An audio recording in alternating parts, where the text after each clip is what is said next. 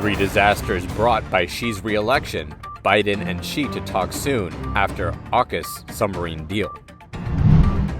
Three disasters brought by Xi's re-election. Sandstorm, mud rain, stock market falls. Many Chinese banks limit people's spending, allowing only $730 per day. Biden and Xi talks expected soon after AUKUS submarine deal signed. China's exports to the U.S. fall for the 7th consecutive month.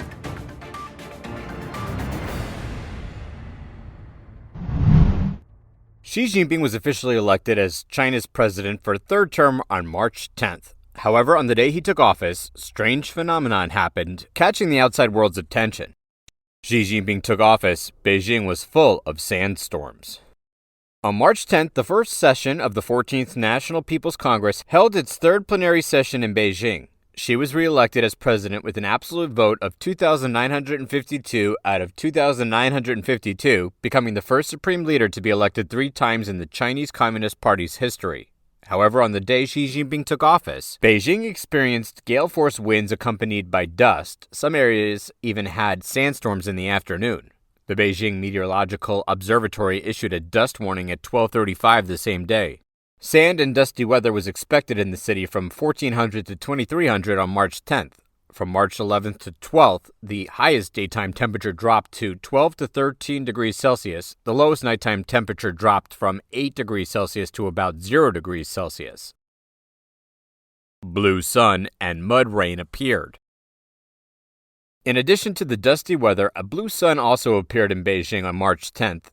On March 11th, the topic rain in Beijing also became a hot search on Weibo. However, some netizens revealed what fell in Beijing was not rain, but mud. Someone said, "I went out and found mud streaks on my e-bike. Is this mud rain? 2 days ago, there was a sandstorm, then it rained. Isn't it all muddy water?" Regarding this, there have been a lot of discussion on Twitter. Senior TV producer Li Jun also commented, Li Keqiang said, "What people are doing, the sky is watching." Xi was re-elected, sand dust covered the city. Li Keqiang, China's former premier, recently gave his last premiership report in the 2 sessions. According to a video, he said, "Today the sun is shining, like spring. We often say, what people are doing, the sky is watching. It seems the blue sky has eyes." In this regard, news commentator Xing Peng pointed out on his channel that Chinese people focus on the unity of God and humanity. This time, as Xi was re-elected, Beijing was filled with sand and thick fog. It is a bad omen. More than 4,200 stocks fell. Besides phenomena such as sandstorms and blue sun, the stock market also dropped after Xi Jinping was re-elected. According to Chinese media reports on March 10th, China's stock market fluctuated that day. More than 4,200 individual stocks in the Shanghai and Shenzhen stock markets fell. As of the end of March 10th, the Shanghai index was down 1.4% and the Shenzhen index was down 1.19%.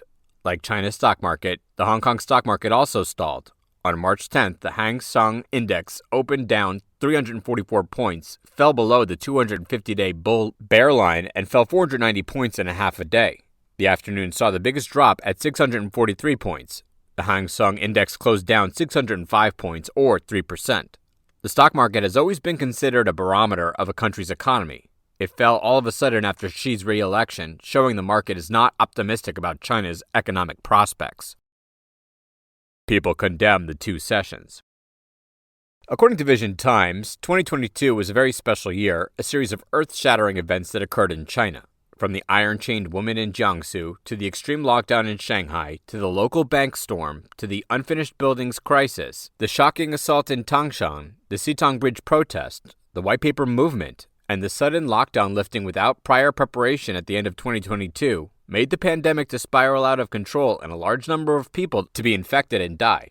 However, at this year's 2 sessions, the Chinese Communist Party, CCP members did not mention a word of this, nor did they make any suggestions on the COVID-19 virus traceability, the secondary disasters investigation caused by extreme pandemic measures, vaccine surveillance, or compensation for victims. In this regard, some netizens expressed their anger. No need to care about the 2 sessions. If you care about it, you are praising the CCP. 2 sessions is clearly a fake thing, and it's a play staged by the CCP. As Vision Times reported, banks in some Chinese regions have set transaction limits for Type 1 accounts with a daily limit of $724, 5,000 yuan. As a result, some people's accounts have been frozen for overspending. People angrily asked, "Whose money is this? Who can decide?" On March 13th, the Twitter account You posted a video, "Your bank money is not yours, and the daily limit is 5,000 yuan." In this video, a man said that some commercial banks have recently implemented a daily transaction limit of 5,000 yuan based on professional assessments of personal bank card consumption to prevent online fraud risk. The man said, "Nowadays, when going to the bank to withdraw money, you have to make an appointment and will even be asked where the deposit came from. Your consumption will also be limited. The money we earn, we all send it to your place. When sending money, you are so enthusiastic, especially when seeing old people immediately rushing to help. How delicious, like dutiful children to their parents." It continued, "The limit is 5,000 yuan a day. Why don't you limit it to 5 yuan already? Can you be more realistic? Not to mention a house, a car, and some furniture already cost more than 5,000 yuan. What if my family has a sick person and needs money immediately? Still have to make an appointment in advance to withdraw. Wait until having money, the person has already passed away." The man said, "When withdrawing money, their faces immediately turn like donkeys. If you want to withdraw a large amount, you need to make an appointment. I want to ask why, when I send the money, I have never had to make an appointment." The man angrily asked, "I especially want to ask the bank, is the money in the bank ours? Can we even use our money? We can't even use our money. Then whose money is it? Who can decide? Can you stop making trouble for us every day?" Bank accounts are frozen for overspending the transaction limit. On February 24th, a Twitter account posted a screenshot showing an account. Professor Sakya Lee said, "My wife's China construction bank card was frozen for no reason, without any notice. When going to the bank, they told us it was due to overspending, exceeding 5,000 yuan a day." He added, "There's also a person whose money was frozen in China Everbright Bank. When asking the bank, they replied, because he usually spends it at night. They need to investigate the last few months of consumer bills before reopening his card.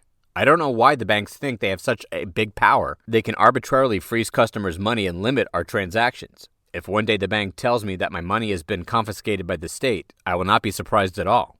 We successfully withdrew 10,000 yuan from Alipay to the China Construction Bank. But after that, we can't transfer anymore. I called the bank and they said it was frozen. I asked him, after my account was frozen, can I withdraw the money? He said the freezing does not affect the deposit in the bank. Haha, you really are too good. Really know how to calculate. Really speechless. Due to the information blockade in China, some information needs to be verified, such as when and where it was released online. Some Beijing banks set a daily transaction limit of 5,000 yuan for all non-counter transactions. China Economic Net reported on February 25th that many banks in Beijing, including the Industrial and Commercial Bank of China, Agricultural Bank of China, Construction Bank of China, China Postal Savings Bank, Commercial Bank of China, Shanghai Pudong Development Bank, all set a daily transaction limit when customers register to open a card, depending on the situation and transaction channel. Some Beijing banks have set transaction limits for Type 1 accounts at 5,000 yuan daily. It applies to non-counter transactions, including online banking, mobile banking, instant online payments, and third-party payments. Some bank staff said that if the limit does not meet customers' daily transaction requirements, they need to bring their ID card and bank card to offline points to carry out transaction limit increase procedures. Regarding this, Vision Times quoted some citizens commenting, "A few days ago I went to the Bank of China to withdraw 1,000 yuan, $145, but I couldn't. A security guard said the machine was broken. But after that, I deposited another 1,000 yuan and it was successful." Another commented, "Local authorities ran out of money. They then open a white glove company, buy the regime's land, buy loan-approved project offices, then give the money to the regime. Because the regime is behind, the bank has no money, so it has to deceive you. Therefore, if someone tells me the Chinese economy is getting better, I don't believe it at all." U.S. President Joe Biden stated on March 13th that he planned to speak with Chinese President Xi Jinping soon, but would not specify when. The move followed the U.S. release of a vital submarine deal with Britain and Australia, intended to confront China. Reuters reported that at a meeting with British Prime Minister Rishi Sunak in San Diego, when asked if he was concerned that China might view the AUKUS submarine deal as aggressiveness, Biden responded, no. Biden said in mid-February that he expected to speak with Xi about what the U.S. claimed was a Chinese spy balloon that flew over U.S. airspace. The incident escalated already strained relations. According to U.S. National Security Advisor Jake Sullivan, Biden anticipated speaking with Xi on the phone once the Chinese Communist Party, or CCP, resumes operations following its annual National People's Congress. Earlier this week, the heads of the US, the United Kingdom, and Australia announced an agreement to provide Australia with conventionally armed, nuclear-powered submarines. The AUKUS agreement is aimed at confronting China in the Indo-Pacific. Also, the CCP denounced it as an illegal act of nuclear proliferation. Sullivan told a small group of reporters last week in reference to China, "We encourage the PRC, People's Republic of China, to have regularized patterns of communications at senior levels." UK Prime Minister Rishi Sunak said in an interview with NBC News on March 12th, "The behavior that we've seen in China over recent times is concerning." He added, "China represents the biggest state threat to our economic interests, for sure, and it's a systemic challenge for the world order." China's exports to the U.S. continued to decline year-on-year amid tense U.S.-China relations due to the Chinese Communist Party's unfair trade practices, human rights repression, and its practice of aggressive diplomacy. According to Daji Yuan, the data released by China's General Administration of Customs on March 7th, in the first 2 months of this year, the total trade value between China and the U.S. was $102 billion, 702.98 billion yuan, down 10.6% year-on-year. Exports to the U.S. were $71.7 billion, down 15.2%. Imports from the U.S. were $30.3 billion, up 2.8%. As a result, the trade surplus with the U.S. was $41.4 billion, narrowing by $2.49 billion. For 7 months, China's exports to the U.S. continued to decline. According to a report by the China Banking Research Institute, the value of China's exports to the U.S. fell 3.8% year-on-year in August last year. The decline continued to widen in the following 3 months to 11.6%, 12.6%, and 25.4% respectively. Finally, the decrease in December slowed down to 19.5%.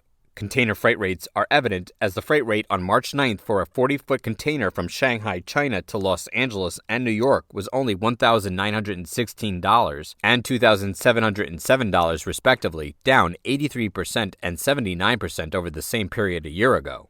Daji Yuan cited a report by the China Banking Research Institute on February 28th saying that the U.S. is China's largest export market. Therefore, the weakening of exports to the U.S. has seriously hindered China's overall export growth and, at the same time, affected the recovery of the economy, which was heavily damaged in the 3 years after the CCP imposed the zero-COVID policy based on lockdown.